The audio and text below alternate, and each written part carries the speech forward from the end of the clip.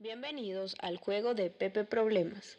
Para jugar, debes tener claros ciertos temas y yo te ayudaré en ello. Empecemos. Los temas con los que te ayudaré se encuentran en estos dos libros.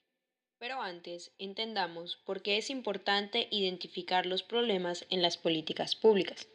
Hablar de la identificación del problema y la estructuración del mismo es importante porque ninguna política pública surge de manera espontánea.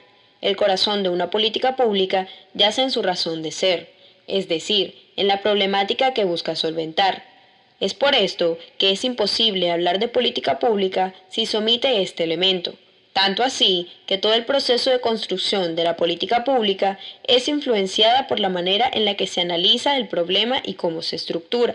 El propósito de nuestro juego y la razón por la cual los invitamos a que participen es porque por medio de esta actividad didáctica ilustraremos cuáles son las posibles aproximaciones de las que dispone un analista. El primer método es conocido como lluvia de ideas o método de la hoja en blanco. En él hay claridad sobre la sensación del problema, pero no sobre las características de este. Su propósito es crear ideas, objetos y estrategias. Se desarrolla por medio de seminarios de decisión con personas provenientes de distintos sectores, con el fin de crear un consenso basado en distintas opiniones. Se desarrolla por medio de seminarios de decisión con personas provenientes de distintos sectores y con el fin de crear un consenso basado en distintas opiniones. Análisis clasificacional. Su propósito es clasificar conceptos y su fuente de conocimiento es el analista, quien debe procurar que las clases sean relevantes, exhaustivas, independientes, consistentes y jerarquizadas. Su criterio de evaluación es la consistencia lógica. No hacer una buena clasificación podría generar resultados neutros y conducir a la ineficiencia de las políticas públicas, al dejar por fuera elementos importantes que hacen parte esencial del problema. El éxito depende de dibujar un panorama claro y hacer una clasificación relevante y exhaustiva de los elementos del problema. El análisis sistémico de problemas sugiere que los problemas no son fenómenos aislados, que hacen parte de un todo, y por ende es posible tratar una línea que los relacione. La sensibilidad juega un papel fundamental porque nos ayuda a comprender las interacciones que se dan entre los factores que conforman la situación problemática. Dividir las características y clasificarlos es necesario para facilitar su comprensión. La clasificación se hace teniendo en cuenta el grado de intensidad de los factores. En otras palabras, qué tanto influye un factor sobre otro y qué tan propenso es dicho factor a ser afectado por otro a su vez. La fuente de conocimiento es el analista mismo o un seminario, y el criterio de evaluación es la exhaustividad en la identificación de los factores y la consistencia lógica en cuanto a los valores atribuidos a los efectos estudiados.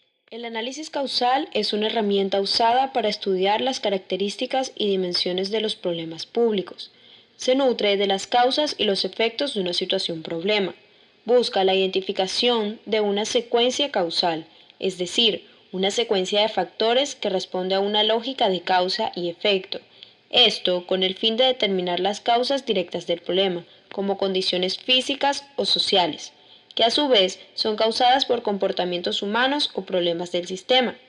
Al momento de la estructuración del problema y la propuesta de soluciones, es necesario centrarse en las que se consideran son causas principales, porque es imposible atender a todas las causas y darles solución.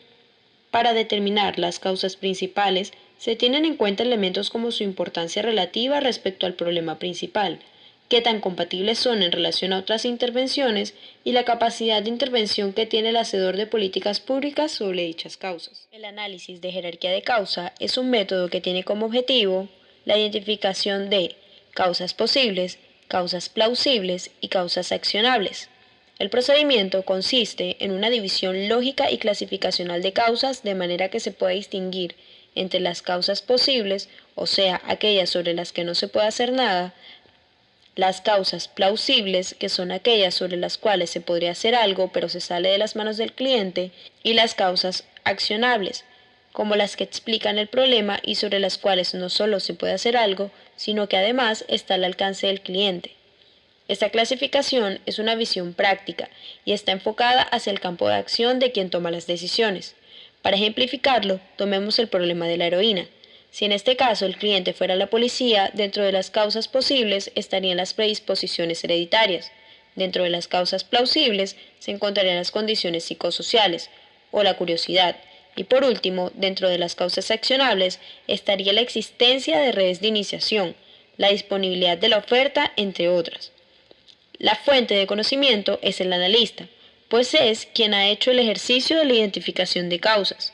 El criterio de evaluación es la consistencia lógica, es decir, hasta qué punto las causas que se han identificado son posibles, plausibles o accionables. El siguiente método es Synectis. Su propósito es reconocer similitudes y analogías entre problemas. Suele usarse cuando no hay suficiente información y acudimos a comparaciones con estudios ya realizados sobre temas similares enmarcados dentro del contexto. Su fuente de conocimiento puede ser individual o grupal, y su criterio de evaluación es la plausibilidad. Su riesgo se ve latente cuando realizamos comparaciones entre temas que no son comparables. Análisis de múltiples perspectivas. Este método es similar al de lluvia de ideas, pero se diferencia porque el público o integrantes del grupo son seleccionados. Su fuente de conocimiento es el grupo y su criterio de evaluación es el mayor entendimiento alcanzado sobre el problema bajo estudio. A continuación hablaremos sobre el método de análisis de frontera. Su propósito es estimar los límites del metaproblema. Para ello es necesario indagar, preguntar, encuestar y leer todo sobre los actores y factores relacionados al problema, a tal punto de que se considere no haya nada nuevo que aprender. Su fuente de conocimiento es el sistema de saberes sobre el tema, y los criterios de evaluación se relacionan con el límite de lo que se obtuvo. Al llegar al punto correcto, el analista adquiere el estatus de experto. El método de análisis de actores relevantes consiste en la determinación de los actores principales con un interés potencial en el problema. Es importante porque nos permite conocer y entender el papel que juegan, sus responsabilidades, sus intereses y sus preocupaciones frente al problema. Este consta de 2 pasos.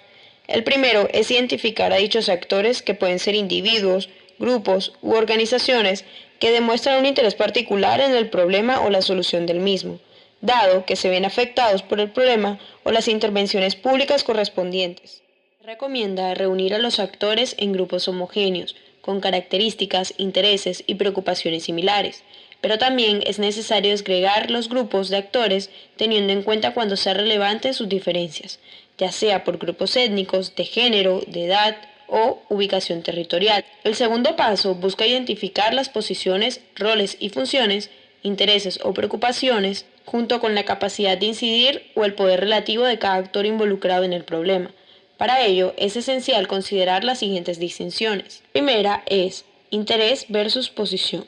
La posición es el rol oficial formal del actor involucrado, su posición pública, la cual no puede reflejar sus intereses subyacentes. La segunda, importancia versus influencia.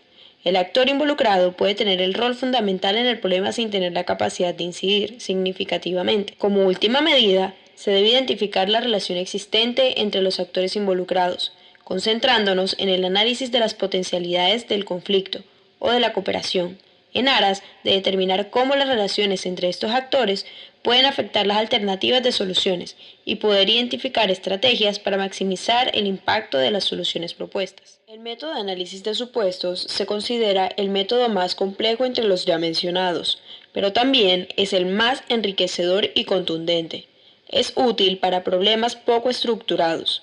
Fue diseñado para superar limitaciones del análisis de las políticas públicas que existen al ser una sola persona quien tome las decisiones, o las fallas que se generan al tomar en cuenta diferentes puntos de vista sobre la naturaleza del problema y sus posibles soluciones. Su fuente de conocimiento son los grupos y su criterio de evaluación es el conflicto. Ahora pasaremos a trabajar en nuestro segundo libro, más exactamente en el capítulo 4, el cual se llama La aparición de los problemas públicos. En él se explican brevemente 3 reflejos que son desviaciones potenciales para las políticas públicas. El primero de ellos es la descripción llana. Busca pintar el contexto en el cual se desarrollará la intervención gubernamental.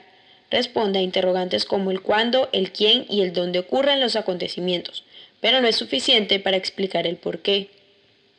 El segundo es la fascinación por la decisión, donde se da especial importancia a la toma de la decisión.